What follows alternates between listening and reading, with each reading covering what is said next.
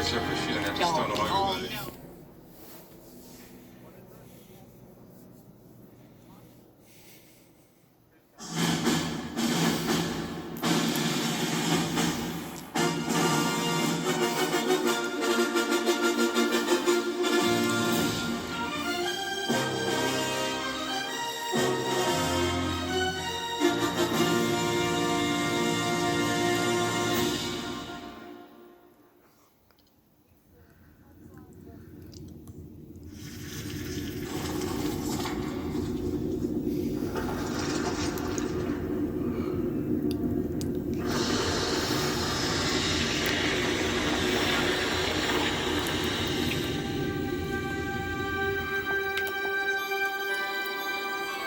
It's 9 a.m. Temperature is 72 degrees. And a backup on the 10 westbound at Hoover due to police.